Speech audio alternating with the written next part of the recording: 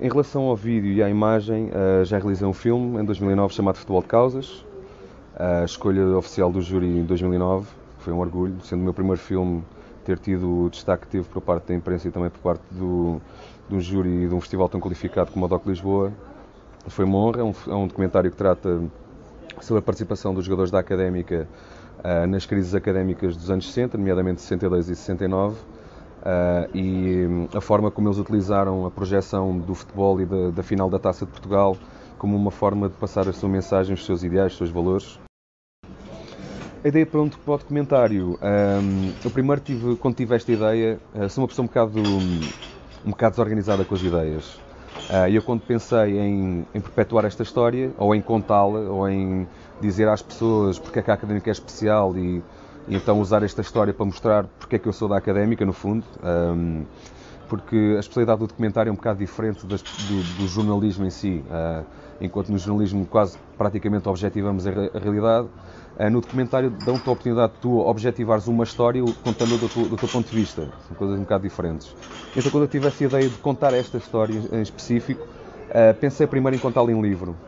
Pensei, bem, vou contar aqui quis escrever um livrozinho sobre a crise de 62 e 69, usando a visão dos jogadores da Académica. E então fui-me sentar, marquei um cafezinho com um grande amigo meu que era o João Mesquita, jornalista, presidente do Sindicato de Jornalistas na altura, escrevia para várias revistas, etc. E sentei-me com ele e ele disse-me: olha, Ricardo, eu já estou a fazer uma espécie de um grande livro sobre a história da Académica, desde o início até ao fim, quase uma enciclopédia, mas a tua ideia é boa e pode-nos ajudar, contribuis para o nosso livro, mas nós, para tu saberes que nós já estamos a fazer uma coisa desse género, até com maior profundidade. Ele disse-me: porquê é que tu não fazes isso com entrevistas filmadas com os protagonistas? Boa.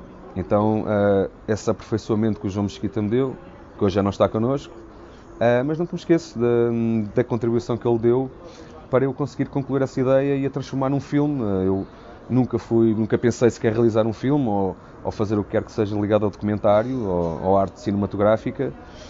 E então peguei nessa sugestão que o João Mesquita me deu, fui ter com uma produtora e disse: olha, tenho esta ideia, gostava de fazer isto, o que é que vocês acham? E então deram-me luz verde, puseram uma equipa a trabalhar comigo e fomos em frente. Cerca de 40 entrevistas, idas a diversos sítios, na RTP, contactar com gente que para mim era quase impossível de falar, tipo Manuel Alegre, Alberto Martins, o Artur Jorge, alguns jogadores de futebol, alguns médicos, políticos, e depois dei por mim falar com essa gente toda e a construir um documentário com base numa coisa que me passou pela cabeça. A nível da música, há muita coisa que eu faço. Estou em 2 bandas envolvido ativamente, já estive noutras, já fiz parte dos Full Damage, uma banda que anos 90, início dos anos 2000 era extremamente conhecida a nível dos liceus e das escolas e tocávamos em muitos lados. Depois tive também os Fita Cola, que ainda hoje são um caso de alguma popularidade também. E presentemente estou a tocar, sou vocalista na Velha Mecânica, também uma banda de Coimbra, e nos Fight Today, que são uma banda de hardcore, onde eu gosto também de me expressar nessas partes mais alternativas, talvez. A forma como eu gosto de me expressar na música diria que é uma coisa muito do ponto de vista do alternativo. Se a música que é tida como uma música dominante não é a música que eu gosto, é a música que eu ouço, então porquê é que eu não vou fazer a música que eu gosto e a música que eu quero ouvir em casa? E então as bandas em que eu participei e que faço, e as letras que eu escrevo, ou os acordes que toco, ou tipo de músicas, ou a construção estética desse tipo de músicas, tem a ver com tudo isso, com uma vontade que eu tenho de, bem, se não existe as coisas que eu gosto, vou ter que as fazer eu, porque se a indústria musical é uma indústria, ou seja, é feita para uma abstração máxima ou para agradar ao maior número de pessoas possível, e se eu não me enquadro no perfil dessa maioria de pessoas, bem, vou ter que construir então eu próprio um determinado tipo de bandas ou um determinado tipo de músicas para satisfazer a mim próprio, em primeiro lugar, e esse grupo de pessoas que poderão vir a gostar disso. Para mim a definição de arte é muito simples, para mim a arte é a concretização da ideia. Isto, claro que pode ser aplicado a uma série de coisas, se calhar uma visão um bocado simplista da arte, mas eu vejo as coisas deste ponto de vista e acredito que que as coisas que eu faço na música não é que eu queira ser uma pessoa pseudo ou dizer que o que eu faço é arte, mas enquanto construção de uma coisa que não existe, e que quer que ela chegue ao maior número de pessoas possível, sem ver nela, sem pôr nela propósitos comerciais, que acho que é isso que, quanto a mim, que estraga várias coisas, dentro da música, dentro do cinema, dentro de outro tipo de coisas. Acho que é esse modelo de negócio que estraga. Então eu quero mostrar às pessoas que conseguimos fazer uma coisa que pode ser boa, que pode ser bonita, que pode ser interessante, que tenha uma mensagem para passar, que possa ser um exemplo, e é isso que me anima em tudo o que eu faço, realmente. Tive, e muitas vezes as pessoas chamavam-me chato, não é? Porque imagina o que é alguém falar com um jogador de futebol, e depois, mas mais do que isso, serem ex-jogadores de futebol que ao mesmo tempo são médicos, ou que são políticos, ou que são pessoas com destaque, e chegar uma pessoa com o meu aspecto, com a minha idade, na altura era mais novo, não é? Já estamos em 2013, eu fiz o documentário em 2009, portanto uma pessoa na casa dos 20 anos que quer fazer um documentário sobre a vida daquelas pessoas enquanto estavam naquela participação que acabou por mudar a história de Portugal, não é? E as pessoas quase não têm noção disso, mas que são pessoas super ocupadas, com pouco tempo para participar, ou até com pouca motivação para fazer coisas deste género. Foi difícil, tive que lhes telefonar muitas vezes, ir à casa dessas pessoas muitas vezes, dizer olha, e tentar convencer as pessoas que havia alguma credibilidade ou qualquer coisa ia ter um impacto positivo, quando tu nem sequer tu próprio sabes que se vai ter ou não. Tentares convencer as pessoas de que a tua ideia é boa e que elas acreditem nessa tua ideia é muito difícil, muito difícil.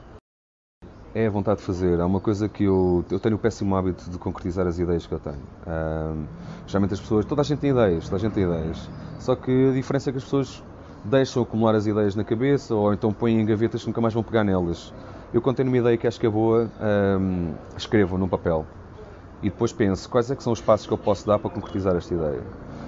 E a partir daí vou fazer. Eu não gosto de deixar atolar coisas na cabeça. Sou uma pessoa organizada, quero a minha casa, quero a minha vida, gosto de ter as coisas desimpedidas, gosto que as coisas andem, que avancem, e quando tenho uma ideia quero fazê-la. Não importa com que preço, com que custo, gosto de realizar as coisas. E então é isso, esquematizei, como é que eu vou fazer, que passo é que tenho que dar, com quem é que tenho que falar, com o que é que posso fazer, o que é que posso fazer. E há uma coisa, tens que acreditar mesmo nessa ideia e tens de ser persistente. Tens que ser chato, tens que ir lutar. Se tu acreditas em ti, tens que ir fazer. Eu conseguir fazer alguma coisa que me permitisse usar como currículo, esquece. Tinha todas as portas fechadas. Esquece. Isso era ponto assente. Ninguém ia querer dar uma oportunidade de fazer o que quer que seja, e eu tinha que ser realmente chato e persistente e mostrar às pessoas, por A mais B, que a minha ideia era boa. Hoje em dia já tenho essa facilidade das pessoas. Algumas olham para mim como um excêntrico, ou como o meu visual é do artista. Ok, eu até aceito isso. Mas sim, no início tinha algumas dificuldades. Hoje, como já tenho algumas coisinhas que me conseguem ajudar a sustentar alguma credibilidade por força dessas ideias ou por força das coisas que já fiz, já me é mais fácil. Mas sim, no início era muito complicado. É claro que sim. Não que eu seja uma pessoa contra, por exemplo, o Manuel de Oliveira, que já tem mais de 100 anos e que continua a fazer trabalhos inacreditáveis, e sou super fã do Manuel de Oliveira. Mas, por exemplo, é um caso em que, por exemplo, o que há a nível de subsídios estaduais para as pessoas estão condicionadas por currículo, não só, por exemplo, do realizador ou, por exemplo, do autor artístico, seja na escultura, na música, no cinema. Está tudo dependente de currículos, ou seja, quem vai acabar por ganhar os subsídios que são atribuídos às bolsas, quer da União Europeia, quer do Estado, são as pessoas que têm mais currículo. Logo, as pessoas que estão a começar têm menos hipóteses de conseguir ter estes subsídios para conseguir concretizar as suas ideias. Pronto, e acaba por não só elitizar quem já lá está, perpetua quem ganha, perpetua o tipo de linha também de pensamento e de artístico que passa, porque quando tu constróis algo artisticamente estás também a fazer uma mensagem, estás a passar um ponto de vista, e acabam por passar sempre os pontos de vista ou as concepções artísticas sempre iguais.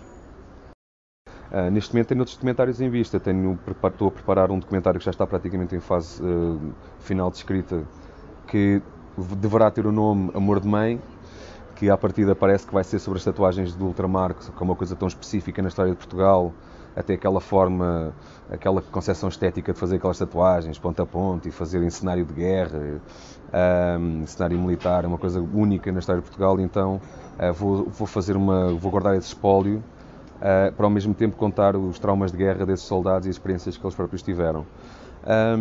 De outras coisas, sobre o 25 de Abril, tenho uma história também que se deve chamar De Abril a Novembro, que conta como é que o 25 de Abril nasceu e morreu. Quanto a mim, morreu com o 25 de Novembro. E gostava de também contar essa história porque é uma ferida dentro da história recente da democracia portuguesa que é poucas vezes contada, e as pessoas têm uma ideia sobre o 25 de Abril tão distorcida que eu gostava de contar essa história mais à malta da nossa geração, pessoal mais da nossa idade, e gostava que eles percebessem realmente o que é o 25 de Abril, porque há muita... Parece que os militares, os soldados foram para a rua e derrubar o governo, parece que foi só isso. Então quero fazer mais coisas, tenho outras ideias para demonstrar um pouco sobre aquela estética que me preside, mais do visual, mais punk hardcore, então também contar um pouco o que é os valores do punk, portanto vai ser mais uma quarta coisa que hei de fazer dentro desse nível.